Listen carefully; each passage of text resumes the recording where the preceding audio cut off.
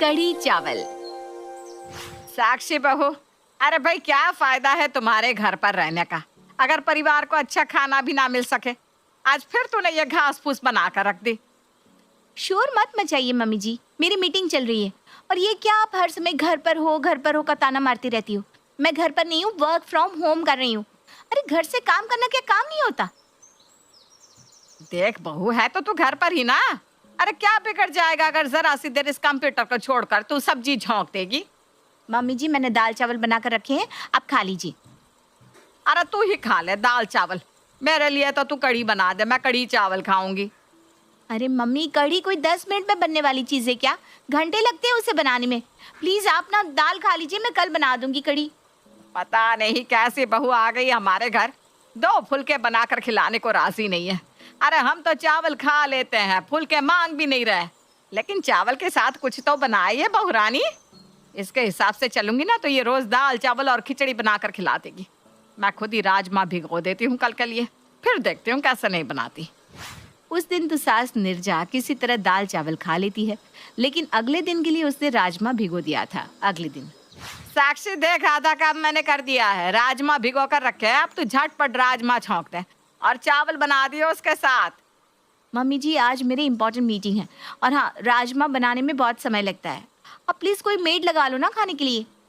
अगर आप तूने खाना बनाने में जरा भी नखरे दिखाए ना तो मैं अनशन पर बैठ जाऊंगी। हाँ, तुझे पता है ना मुझे मेड के हाथ का खाना नहीं अच्छा लगता। सास की बात सुनकर बेचारी साक्षी रसोई में जाकर जल्दी जल्दी राजमा बनाने लगती है। लेकिन राजमा तो भाई राजमा है, उसे बनाने में पकाने में उतना ही समय लगेगा जितना लगा करता है, जिसके कारण वो मीटिंग अटेंड करने में लेट हो जाती है। क्या बात है साक्षी, तुम्हें मीटिंग का टाइम पता नहीं था क्या? सर पता था, लेकिन वो क्या है ना, मैं अपनी सासू माँ के साथ रहती हूँ और वो हर रोज़ कुछ ना कुछ नया खाने की फरमाइश जारी कर देती है, और अगर बनाने के लिए मना कर दो तो अनशन पर बैठने की धमकी देती है। I am really sorry sir. ऐसा है साक्षी, अगर तुम्हें ऐसे ही काम करना है ना तो तुम ये नौकरी छोड़ दो और घर में एक रेस्टोरेंट खोल लो, या फिर अपनी सास के साथ मिलकर घर घर डब्बा पहुंचाने का काम शुरू कर दो। रोज नई नई डिश देकर तुम्हारी सास खुश हो जाएगी। तो मैं इस नौकरी की कोई ज़रूरत नहीं है। नहीं सर, सर प्लीज़, मैं सच में शर्मिंदा हूँ, आगे से मैं ध्यान रखूँगी। देखो साक्षी, अमेरिकन क्लाइंट कॉल पर था और तुमने कॉल ही अटेंड नहीं किया। इतनी लापरवाही मैं बर्दाश्त नहीं कर सकता। ये तुम्हारे लिए लास्ट वार्निंग है, अगर फिर से ऐसा हुआ ना तो तुम इस नौकरी से हाथ धो बैठोगी। बॉस से तगड़ी झाड़ खाने के बाद अब साक्षी का खून खौल रहा था। तमाशा बन गया है मेरी जिंदगी का। पता नहीं किस मनहूस घड़ी में मैंने ये वर्क फ्रॉम होम लेने का डिसीजन लिया। जिंदगी जहन्नुम बन गई है मेरी। एक हमारी महान सास है, उन्हें ये समझ में नहीं आता कि मैं घर पर बस दिखाई दे रही हूँ, वास्तव में मैं घर पर नहीं हूँ। बाकी मोहल्ले की बहुओं की तरह मैं घर में बैठकर पूरा दिन उनके लिए राजमा चावल और पूरी कचौड़ी नहीं बना सकती। पूरे 8 घंटे ऑफिस का काम करना होता है मुझे, लेकिन मम्मी जी को कुछ समझ में नहीं आता। कभी कहेंगी चाय बना कर ला, कभी कहेंगी पकोड़े उतार दे, कभी राजमा चावल बना दो, तो कभी कभी कढ़ी चावल। समझ में नहीं आता क्या करूं। अगले दिन, अरे बहू आज कढ़ी बना लेना, 3 दिन हो गया मैं तो कढ़ी के लिए तरसते हुए। सच्ची हमें नहीं पता था बेटे की शादी करके हमारी ऐसी हालत होने वाली है कि अपनी पसंद का खाना भी नसीब ना होगा।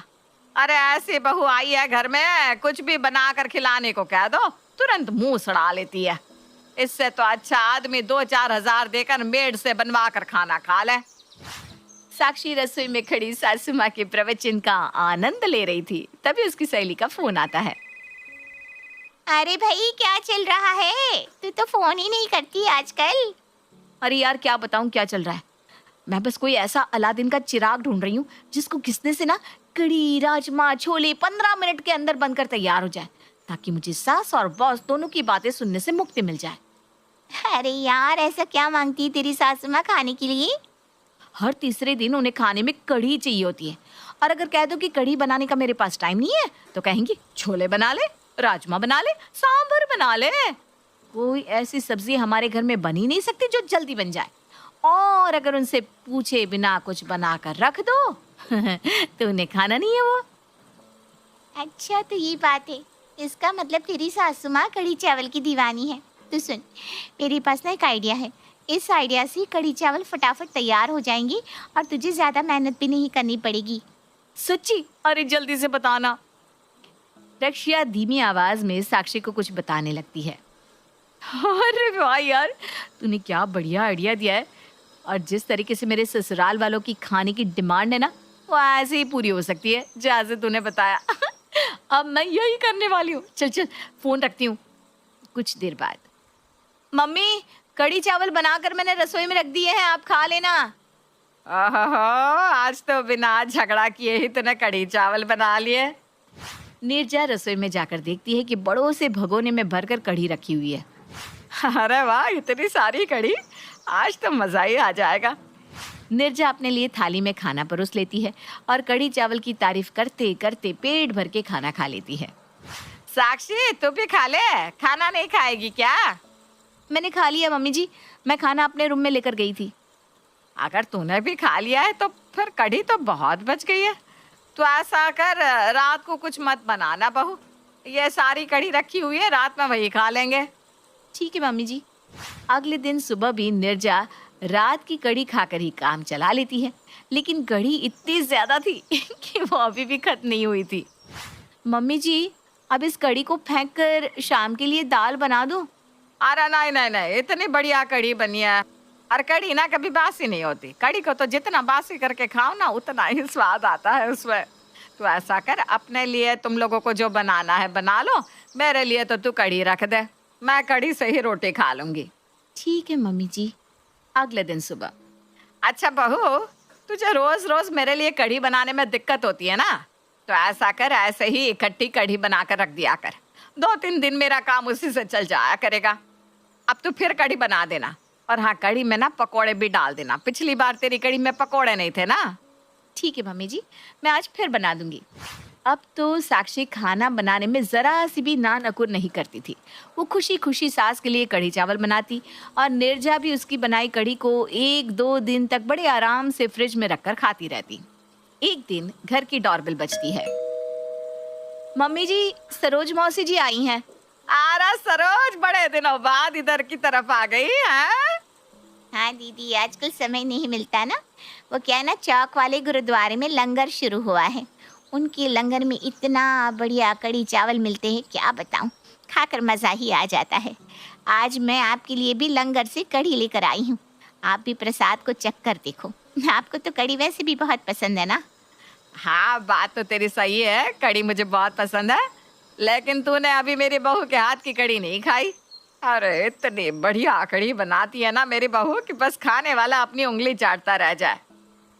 पर एक कमी रहती है, बहू कड़ी में ना पकोड़े डालने में बड़ी कंजूसी करती है, और फिर कड़ी में पकोड़े ढूंढने में ना मारा मारी हो जाती है हमारे घर में। अच्छा भाई, इतनी तारीफ कर रही हो तो लाओ, हमें भी खिला दो ज़रा बहू के हाथ की कड़ी।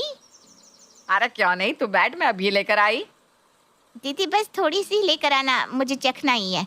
खाना तो मैं गुरुद्वारे से खा कर आई हूँ। नीरजा अपनी बहन के लिए कटोरी में थोड़ी सी कढ़ी लेकर आती है। कढ़ी का एक चम्मच मुंह में रखते ही, अरे दीदी, ये कड़ी आपकी बहू ने बनाई है? और नहीं तो क्या। ऐसा कैसे हो सकता है? आपकी बहू ने तो बिल्कुल वही टेस्ट की कड़ी बनाई है जैसी मैं अभी लंगर से खा कर आ रही हूँ। अरे ऐसा कैसे हो सकता है? अरे दीदी, क्यों नहीं हो सकता? आपको यकीन ना हो तो अभी डब्बा खोल कर देख लो। नीरजा तैश में आकर जैसे ही सरोज का लाया हुआ डब्बा खोलती है तो वो बिल्कुल हैरान रह जाती है। डब्बे में भी बिल्कुल वही कढ़ी थी, उसका रंग, रूप और स्वाद सचमुच बिल्कुल वही था। साक्षी, क्या है ये सब? माफ़ कर दीजिए मम्मी जी, मैं तंग आ गई थी आपके इस कढ़ी प्रेम से। इसलिए जब मेरी सहेली ने मुझे बताया कि गुरुद्वारे में कढ़ी चावल लंगर में बट रहे हैं, तो मैं वहाँ से ढेर सारी कढ़ी ले आई और आपको खिला दी। आपको कढ़ी पसंद आ गई तो मैं वहीं से लाकर आपको कढ़ी खिलाने लगी। अब आप ही बताओ मम्मी जी, मैं करूँ तो क्या करूँ? या तो मैं घर में रोज़ आपको ये 56 भोग खिला सकती हूँ या फिर अपना काम कर सकती हूँ। मैंने अब इस प्रॉब्लम का हल सोच लिया है। मैं कल से ऑफिस जाना शुरू कर दूँगी। अब ये वर्क फ्रॉम होम का झंझट मुझे चाहिए ही नहीं। अरे भाई, तू ऑफिस चली जाएगी तो मेरे खाने का क्या होगा? वो सब कुछ मुझे नहीं पता मम्मी जी, आप मेड लगाकर उसके हाथ का खाना। अरे बहू, नहीं नहीं नहीं नहीं, तू ऐसा कर, जैसा चल रहा था ना चुपचाप ऐसे ही चलने दे। मुझे लंगर वाली कढ़ी खाने में कोई दिक्कत नहीं है, बस तू ऑफिस मत जाना। मुझे ना अब तेरे हाथ के खाने की आदत हो गई है बहू। और अंत में कढ़ी चावल का मुद्दा हमेशा के लिए हल हो जाता है।